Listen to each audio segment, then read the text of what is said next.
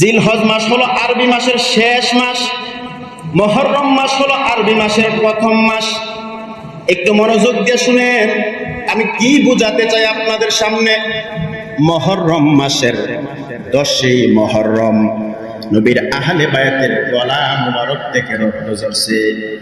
আর জিলহজ মাসের শেষ মাসের 10 তারিখে পশু কুরবানির মাধ্যমে, পশুর গলা থেকে রক্ত প্রবাহের মাধ্যমে আমার আল্লাহ আরবি মাসটা শেষ করলেন, আর মুহররম মাসটা শুরু করলেন নবীর আওলাদের গলা মুবারক থেকে রক্ত প্রবাহের মাধ্যমে।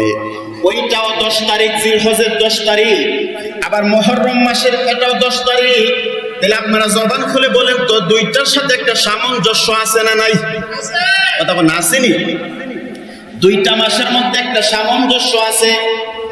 আরবি জিলহজ মাসের 10 তারিখে আমার আল্লাহ পশু কুরবানি করাইলেন, আর মুহররম মাসের 10 তারিখে আমার আল্লাহ নবীর আহলে বায়াতের রক্তের বিনিময়ে এই মুহররম মাসটা শুরু করলেন। দেখেন তো, কুরবানি যারা করে, যারা কুরবানি দেয়, রক্তের সম্পর্ক যারা কুরবানি দেয় তাদের সঙ্গে। কিন্তু নবীর আওলাদ যে পবিত্র মুহররম মাসের 10 তারিখ শহীদ হইল, রক্ত ঝরল, এই রক্ত দুনিয়ার কোন মানুষের জন্য? এই রক্ত শুধুমাত্র নবীর উম্মতের, কোটি কোটি উম্মতের নাজাতের জন্য। জোরে কন্যা সুবহানাল্লাহ। এই জন্যই বলা হয়েছে যে ইসলাম জিন্দা হোতা হায় হার কারবালা কি বাত। ইসলাম জিন্দা হয়েছে কারবালার ঘটনার পর থেকে।